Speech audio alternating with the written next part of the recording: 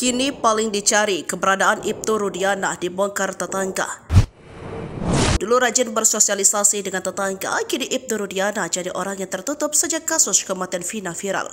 Ya, perwira polisi yang kini menjabat Kapolsek Kapetakan Cirebon tersebut tak lagi menampakkan batang hidungnya. Rumahnya juga terus sepi, tak ada lagi terlihat Ibtu Rudiana bersosialisasi dengan warga sekitar. Hasil penelusuran, Ibtu Rudiana tinggal di daerah Kelurahan Sutawinagan, Kecamatan Kedawung, Kabupaten Cirebon.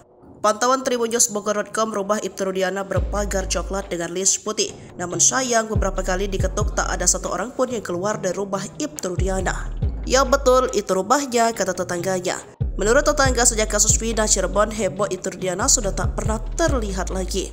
Semenjak kejadian itu tutup aja nggak pernah keluar katanya. Padahal biasanya Ibtu Rudiana rajin melakukan bersosialisasi dengan tetangga sekitarnya. Biasanya sih sering jalan-jalan, sholat Jumat biasanya, kata tetangga. Menurutnya Ibtu Rudiana memang sudah lama tinggal di rumah tersebut. Udah lama banget ya, istrinya orang sini katanya. Sebagai informasi, Ibtu Rudiana adalah ayah Eki, korban tewas dalam kasus Vina di Jembatan Talun Cirebon pada Sabtu 27 Agustus 2016 silam. Saat ini Ibtu Rudiana menjabat sebagai Kapolsek Kapetakan Cirebon. Keberadaan Ibtu Rudiana dan kantornya di Mapolsek Kapetakan Cirebon juga tak terpantau. Sulit menemui Ibtu Rudiana meski ditunggu cukup lama. Dalam pencarian, anak buah Ibtu Rudiana di Polsek Kapetakan pun tak mengetahui.